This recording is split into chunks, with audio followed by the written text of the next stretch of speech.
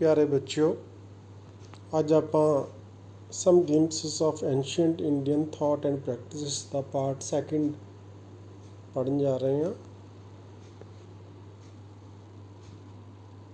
Once the story goes, King Janaka of Maithili, present Bihar, called a meeting of the scholars to discuss some ticklish issue based on high philosophic thought। ਇਸ ਕਹਾਣੀ ਵਿੱਚ ਇਹ ਆਉਂਦਾ ਹੈ ਕਿ ਇੱਕ ਵਾਰ ਮੈਥਲੀ, ਜੋ ਕਿ ਅੱਜ ਕੱਲ੍ਹ ਦੇ ਬਿਹਾਰ ਦੇ ਵਿੱਚ ਹੈ, ਦੇ ਰਾਜਾ ਜਨਕ ਨੇ ਕਿਸੇ ਬਹੁਤ ਹੀ ਵੱਡੀ ਸਮੱਸਿਆ ਨੂੰ ਹੱਲ ਕਰਨ ਲਈ ਬਹੁਤ ਹੀ ਸੂਝਵਾਨ ਅਤੇ ਦਾਰਸ਼ਨਿਕ ਵਿਚਾਰਾਂ ਵਾਲੇ ਵਿਅਕਤੀਆਂ ਨੂੰ ਆਪਣੀ ਸਭਾ ਦੇ ਵਿੱਚ ਬੁਲਾਇਆ। A well-known sage named Ashtavakara, so called because of his deformed body, was also invited to this meeting। ਅਸ਼ਟਵਿਕਾਰ ਨਾਂ ਦਾ ਇੱਕ ਵਿਅਕਤੀ, ਜੋ ਕਿ ਸਰੀਰਕ ਤੌਰ 'ਤੇ ਅਪਾਹਜ ਸੀ, ਜਿਸ ਦੇ ਹੱਥ ਪੈਰ ਅੰਗ ਟੇਢੇ ਹੋਣ ਕਰਕੇ ਉਸ ਦਾ ਇਹ ਨਾਮ ਪਿਆ ਸੀ, ਪਰ ਉਹ ਇੱਕ ਪ੍ਰਸਿੱਧ ਰਿਸ਼ੀ ਸੀ। ਇਸ ਕਾਰਨ ਰਾਜੇ ਨੇ ਉਹਨਾਂ ਨੂੰ ਵੀ ਸਭਾ ਦੇ ਵਿੱਚ ਬੁਲਾਇਆ।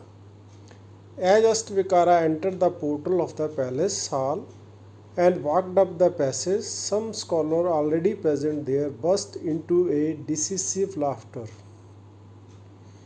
ਕਿਉਂਕਿ ਅਸ਼ਟਵਿਕਾਰਾ, ਉਹਦੀ ਬੋਡੀ ਜਿਹੜੀ ਸੀਗੀ, ਉਹ ਉਹਦੇ ਹੱਥ ਪੈਰ ਵਿੰਗੇ ਟੇਢੇ ਸੀ, ਚੱਲਣ ਦੇ ਵਿੱਚ ਉਹਨੂੰ ਮੁਸ਼ਕਲ ਆਉਂਦੀ ਸੀ, ਸਹੀ ਤਰੀਕੇ ਨਾਲ ਚੱਲ ਨਹੀਂ ਪਾਉਂਦਾ ਸੀ। ਜਦੋਂ ਉਹ ਸਭਾ ਭਵਨ ਦੇ ਵਿੱਚ ਦਾਖਲ ਹੁੰਦਾ ਆ, ਰਸਤੇ ਦੇ ਵਿੱਚ ਜਿਹੜੇ ਹੋਰ ਸਕੋਲਰ, ਬੁੱਧੀਜੀਵੀ, ਬੁੱਧੀਮਾਨ ਵਿਅਕਤੀ ਜਿਹੜੇ ਰਾਜੇ ਨੇ ਬੁਲਾਏ ਸੀਗੇ, ਉਹ ਉੱਥੇ ਬੈਠੇ ਹੁੰਦੇ ਆ। ਉਸ ਦੀ ਚਾਲ ਨੂੰ ਦੇਖ ਕੇ ਉਹ ਵਿਅੰਗ ਭਰੇ ਢੰਗ ਨਾਲ ਹੱਸਣ ਲੱਗ ਪੈਂਦੇ ਹਨ।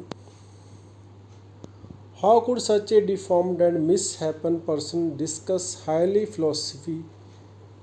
They felt। ਉਹਨਾਂ ਸੋਚਿਆ ਵੀ ਇੱਕ ਵਿਅਕਤੀ ਜੋ ਅਪਾਹਜ ਆ ਸਰੀਰਕ ਤੌਰ 'ਤੇ, ਉਹ ਕਿਵੇਂ ਇਸ ਸਭਾ ਦੇ ਵਿੱਚ ਆਪਣੇ ਉੱਚ ਵਿਚਾਰ ਪੇਸ਼ ਕਰ ਸਕਦਾ ਆ। Ashtavakara thundered back to the king, "O king, I feel ashamed of being invited to this assembly of skinners, a person who deals in animal skins, ਚਰਮਕਾਰ। ਅਸ਼ਟਵਿਕਾਰਾ ਜਿਹੜਾ ਸੀ, ਉਸ ਨੂੰ ਬਹੁਤ ਗੁੱਸਾ ਆਉਂਦਾ ਆ। ਉਹ ਰਾਜੇ ਨੂੰ ਉੱਚੀ ਗਰਜਦੀ ਹੋਈ ਆਵਾਜ਼ ਵਿੱਚ ਕਹਿੰਦਾ, ਹੇ ਰਾਜਨ, ਚਰਮਕਾਰ।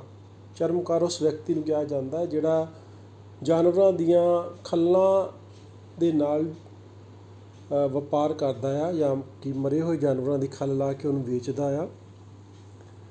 ਚਰਮਕਾਰਾਂ ਦੀ ਇਸ ਸਭਾ ਵਿੱਚ ਸੱਦੇ ਜਾਣ 'ਤੇ ਮੈਨੂੰ ਸ਼ਰਮ ਆਉਂਦੀ ਹੈ। It is only a skinner who measures intelligence or status of a person from his skin or physical look or the color or shape of his skin or body। ਉਹ ਕਹਿੰਦੇ ਨੇ ਕਿ ਕੇਵਲ ਇੱਕ ਚਰਮਕਾਰ ਹੀ ਕਿਸੇ ਵਿਅਕਤੀ ਦੀ ਬੁੱਧੀਮਾਨੀ ਜਾਂ ਅਹੁਦੇ ਨੂੰ ਉਸਦੀ ਚਮੜੀ ਜਾਂ ਉਸਦੀ ਸਰੀਰਕ ਬਣਾਵਟ ਜਾਂ ਉਸਦੇ ਸਰੀਰ ਦੇ ਰੰਗ ਜਾਂ ਆਕ੍ਰਿਤੀ ਦੇ ਹਿਸਾਬ ਨਾਲ ਮਾਪਦਾ ਹੈ।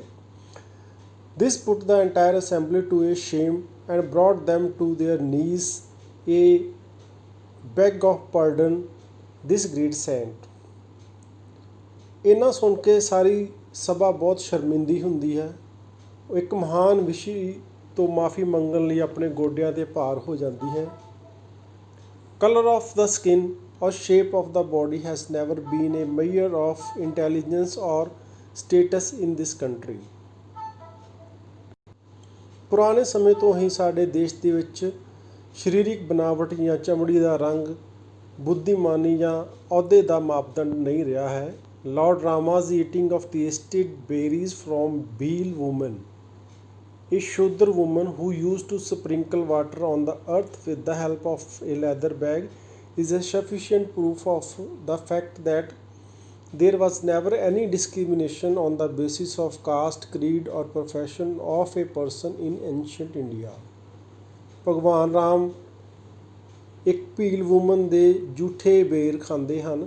ਇਸ ਗੱਲ ਤੋਂ ਇਹ ਪਤਾ ਲੱਗਦਾ ਹੈ ਕਿ ਪੁਰਾਣੇ ਸਮੇਂ ਤੋਂ ਹੀ ਕਿ ਜਾਤ, ਰੰਗ ਜਾਂ ਕੰਮ ਦੇ ਹਿਸਾਬ ਨਾਲ ਕਿਸੇ ਵਿਅਕਤੀ ਨਾਲ ਇਸ ਦੇਸ਼ ਵਿੱਚ ਭੇਦਭਾਵ ਨਹੀਂ ਹੁੰਦਾ ਰਿਹਾ ਹੈ।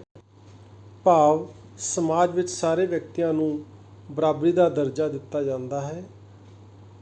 One is here also reminded of what the enlightened sage Swami Vivekananda said to a lady in America who laughed at his simple dress.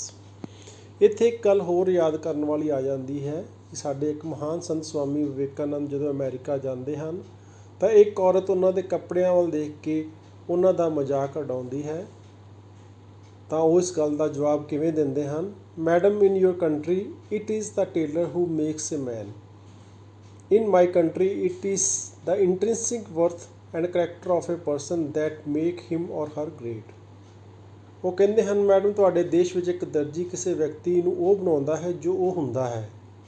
ਮੇਰੇ ਦੇਸ਼ ਵਿੱਚ ਕਿਸੇ ਵਿਅਕਤੀ ਦੇ ਅੰਦਰੂਨੀ ਗੁਣ ਅਤੇ ਉਹਨਾਂ ਦਾ ਚਰਿੱਤਰ ਹੀ ਉਸ ਨੂੰ ਮਹਾਨ ਬਣਾਉਂਦੇ ਹਨ। ਇਸ ਤਰ੍ਹਾਂ ਅਸੀਂ ਦੇਖ ਸਕਦੇ ਹਾਂ ਕਿ ਸਾਡੇ ਦੇਸ਼ ਦੀਆਂ ਪੁਰਾਣੀਆਂ ਪਰੰਪਰਾਵਾਂ ਅਤੇ ਰੀਤੀ ਰਿਵਾਜ ਸਾਡੇ ਦੇਸ਼ ਨੂੰ ਬਹੁਤ ਮਹਾਨ ਬਣਾਉਂਦੇ ਹਨ। ਦੇਸ਼ ਦੇ ਵਿੱਚ ਸਾਰੇ ਲੋਕਾਂ ਦੇ ਵਿੱਚ ਏਕਤਾ ਦੀ ਭਾਵਨਾ ਪੈਦਾ ਕਰਦੇ ਹਨ। ਧੰਨਵਾਦ।